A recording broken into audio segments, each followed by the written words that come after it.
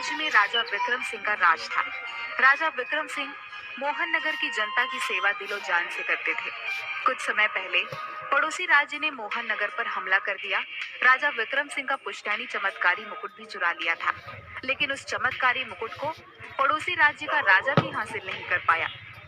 मुकुट का रहस्य आज भी बना हुआ है। एक दिन दरबार में मंत्री जी, मोहन नगर में सब सकुशल चल रहा है। जी महाराज, आपकी कृपा है। लेकिन आपकी खोजकर्ता टुकड़ी अभी तक पुश्तैनी मुकुट का कुछ पता नहीं कर पाई है महाराज। और राज्य में कुछ दिनों से क्या हुआ? तुम चुप क्यों हो गए? हमारे राज्य में कोई समस्या है क्या? हाँ महाराज, हमारे रहते हुए हमारे राज्य की तरफ कोई देख भी नहीं सकता है। बताओ क्या बात है? महाराज, हम अपने सिपाहियों के साथ खोजबीन कर रहे हैं। बस कुछ दिनों से दो संदिग्ध राज्य में घूम रहे हैं, लेकिन पकड़ में नहीं आ रहे महाराज। ऐसे लोगों की जल्द से जल्द शिनाख्त करो ताकि हमारा राज्य सुरक्षित रह सके। जी महाराज, मैंने सिपाहियों को भेज दिया है। हाँ, तुम वहां अपनी नजरें बनाकर रखो। कोई भी ऐसी परिस्थिति नहीं बननी चाहिए कि हमारी प्रजा को कष्ट पहुंचे। मंत्री वहां से चला गया। राजा ने बाकी लोगों की फरियाद सुन ली, लेकिन वो बहुत चिंतित हो गया और अपने कक्ष में चला गया। दो भाई गुड्डू और बबलू दोनों जंगल में झाड़ियों में छुपकर बैठे थे। राजा के सिपाही उन्हें खोज रहे थे। अरे, हमने बिल्कुल भी ये नहीं सोचा था कि हमें इतनी मुश्किलों का सामना करना पड़ेगा।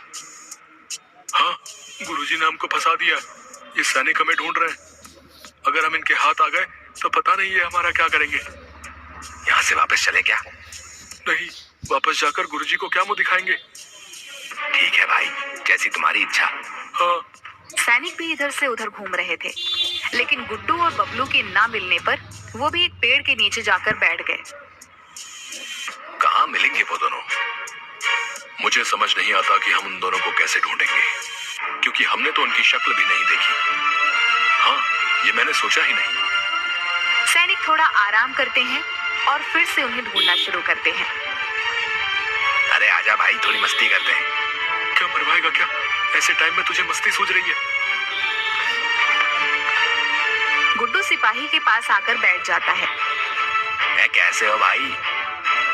क्या बताएं भैया, इस राज्य ने दो ठगों को पकड़ने का आदेश दे रखा है। भाग भाग कर सांस चढ़ाई है। करे भी क्या भाई, काम तो काम रहा। जरा तनिक थोड़ा सा जल मिल जाता तो आराम मिल जाता। बहुत थक गए हैं हम लोग भी, भाग भाग कर हैं। हाँ हाँ भाई, क्यों नहीं, तो चलते हैं। गुड्डू और बबलू दोनों जल पीकर अब हम चलते हैं, धन्यवाद। हाँ भाई, आपका बहुत बहुत शुक्रिया। कोई बात नहीं, आखिर एक इंसान ही दूसरे की मदद करता है। वैसे आप क्यों भाग रहे थे और किससे? आप लोगों से ही तो भाग रहे थे श्रीमान। भाग बबलू, भागे।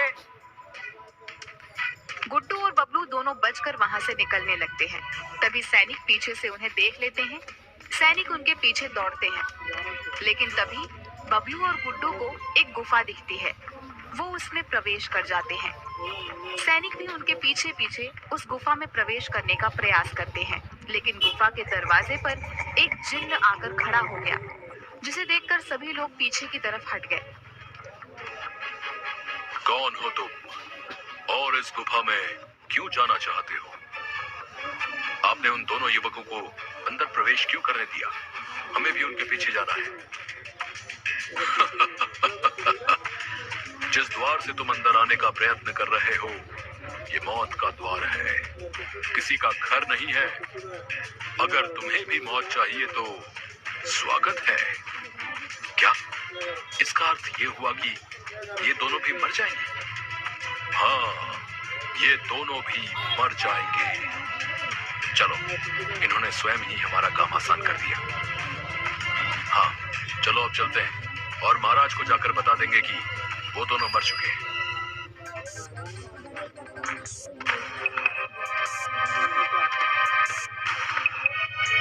सिपाही वापस महल लौट गए और उसने मंत्री को जाकर सूचना दे दी कि अब दोनों मारे जा चुके हैं।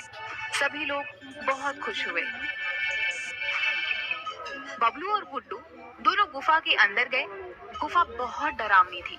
दोनों बुरी तरीके से डर रहे थे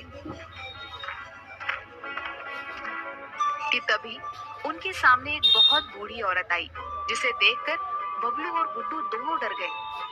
अरे बूढ़ी काकी, आपने तो डरा ही दिया। आप कौन है और यहाँ क्या कर रही हैं? बच्चों, तुम इस गुफा में क्यों आए हो? हमारे पीछे सैनिक भाग रहे थे, लेकिन आप कौन हैं? जिस उद्देश्य से तुम लोग भटक रहे हो, मैं सब जानती हूँ। मैं तुमको सही दिशा दिखाऊंगी, जिससे तुम इस गुफा से आसानी से बाहर निकल सकते हो। हाँ हाँ, बताइए ना। वैसे भी इस गंदी सी गुफा में बहुत बदबू आ रही है और हमारी सांसें रुक रही है। आप यहाँ कैसे रह लेती हो? यहाँ कौन रहना चाहता है, लेकिन मुझे यहाँ राज मुकुट की रखवाली करनी होती है। आपके पास राज मुकुट है? नहीं, मुझे सिर्फ उसकी रखवाली के लिए रखा गया है। राजा विक्रम सिंह का राज मुकुट आपके पास है? मुझे विश्वास नहीं हो रहा। हाँ, वही मेरे पास है। ये कैसे हो सकता है? उसे तो पड़ोसी राजा चुरा ले गया था। सही कहा बच्चों, लेकिन राज मुकुट अभी भी रहस्य है। मैं तुमको सारा सच नहीं बता सकती हूँ। तभी बबलू को कुछ याद आता है, जो चलते समय उनके गुरुजी ने कही थी। बबलू और गुड्डू दोनों अपने लक्ष्य पर जाने के लिए तैयार हो गए। दोनों ने गुरुजी के चरण स्पर्श करके आशीर्वाद लिया। मैं आज तुम दोनों से अपनी गुरु दक्षिणा के तौर पर इस राज्य का राज मुकुट मांगता हूँ, और मैंने तुम दोनों को इतना सक्षम बना दिया है कि तुम दोनों इस लक्ष्य को पाकर ही लौटोगे। आयुष्मान भव। जी गुरुजी।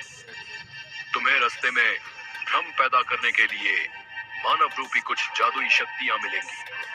तुम्हें उनके चंगुल में नहीं फंसना है। ठीक है गुरुजी। अपने रहस्य और लक्ष्य को किसी से नहीं बताना है, और सबसे जरूरी बात, अपने लक्ष्य की राह में तुम दोनों को अकेले चलते जाना है। कभी किसी को भी दोस्त नहीं बनाना है। ठीक है गुरुजी, हम इन बातों का विशेष ध्यान रखेंगे। दोनों गुरुजी का आशीर्वाद देकर अपने लक्ष्य पर निकल गए। अब हमें यहाँ से निकलना चाहिए। बूढ़ी महिला से बातें करते हैं, और फिर राजमुकुट भी तो यही है, उसे लेकर चलते। हमें सबसे पहले बूढ़ी औरत को बातों में फंसाना है, और फिर वो राजमुकुट लेकर यहाँ से चलना है। गुरुजी की बातें याद करो। तुम वो सब भूल गए क्या जो गुरुजी ने बोला था? ओ हाँ, यह अवश्य ही एक छल है। अब हमें यहाँ से बाहर जाने का रास्ता बता दीजिए, हम बाहर चले जाएंगे। अभी इतनी भी क्या जल्दी है? आओ, मैं तुम्हें राज मुकुट देती हूँ। नहीं नहीं, हमें बाहर जाना है, माफ कीजिए। मैंने कहा मेरे साथ आओ, नहीं तो मारे जाओगे। नहीं अम्मा, तुम्हारी बातें हम पर काम नहीं करेंगी। और तभी बबलू बूढ़ी अम्मा को हाथ से छूता है और वो हवा में विलीन हो जाती है। बूढ़ी अम्मा कहाँ गई? हम यहाँ फंस गए हैं। अब हमें बाहर निकलने का रास्ता खोजना होगा। बबलू और गुड्डू दोनों इधर से उधर ढूंढते हैं। तभी उन्हें एक प्रकाश दिखता है। दोनों खुशी से उछल पड़ते हैं। वाह, हमें रास्ता मिल गया। हाँ, चलो चलते हैं। दोनों तेजी से दौड़ते हुए उस तरफ गए, जिसके बाद वहां जाकर देखा तो उनके होश उड़ गए, क्योंकि वहां कोई रास्ता नहीं था, बल्कि एक सुंदर परी खड़ी थी। वो प्रकाश उसकी छड़ी में से आ रहा था। अब आप कौन हैं? हाँ, हम तेजी से रास्ता देखकर दौड़े, लेकिन यहाँ आकर बुरी तरह फंस गए हैं। नहीं, तुम यहाँ बिल्कुल भी नहीं फंसे हो। मैं तुम्हारी मित्र बनना चाहती हूँ। अरे, इतनी सुंदर परी मित्र बनना चाहती है, तो हम कैसे मना कर सकते हैं? गुरुजी की बात याद करो गुड्डू, तुम उनकी सारी बातें भूलते जा रहे हो। हाँ, मैं भी बड़ा बुद्धू हूँ, बार बार सारी बातें भूल जाता हूँ। ठीक है, फिर अब कोई उपाय सोचो। अभी मेरे दिमाग में कुछ नहीं आ रहा है, इसलिए परी जी से ही पूछते हैं। हम गलती से इस गुफा में आ गए हैं, और इस गुफा से बाहर जाने का रास्ता बता दीजिए हमें। तुमको मेरे राक्षस को हराना होगा। अगर तुम इसको हरा दोगे तो मैं तुम्हें तुम्हारे लक्ष्य तक पहुंचा दूंगी। आप हमारे लक्ष्य के बारे में कैसे जानती हैं? जो भी राजमुकुट की तलाश में निकलता है उसे इस गुफा में आना ही होता है, इसलिए मैं सबका लक्ष्य पहचानती हूँ। आज तक कोई भी मेरे राक्षस को हरा नहीं पाया है। हमारे लिए बहुत आसान है। तभी वहाँ बहुत बड़ा राक्षस आ गया, जिसको देखकर बबलू और गुड्डू दोनों डर गए। लेकिन उन्होंने भगवान को याद किया और मन में अपने गुरुजी का स्मरण किया और फिर उस राक्षस पर टूट पड़े। लेकिन राक्षस ने उनको पहली बार में ही उठाकर फेंक दिया। दोनों बहुत दूर जाकर गिरे। परी हंस रही थी। बबलू और गुड्डू फिर से उठे और राक्षस पर टूट पड़े। यही प्रक्रिया बहुत देर तक चलती रही और कुछ देर में राक्षस थक कर नीचे गिर गया, जिसके बाद परी का चेहरा उतर गया। अब दुखी होने का समय नहीं है, हमें आगे का रास्ता बताइए। तुमने खुद को सिद्ध कर दिया है कि तुम इसके लायक हो। राजमुकुट मेरे पास है। नहीं, राजमुकुट आपके पास नहीं हो सकता। ये राजमुकुट पड़ोसी राजा चुराकर अपने राज्य ले जाना चाहता था और उसके इरादे इसके लिए नेक नहीं थे। और रही बात राजा विक्रम की, वो राजा होकर इसकी रक्षा नहीं कर पाया, तो मैं उसे दोबारा राजमुकुट नहीं दे सकती थी।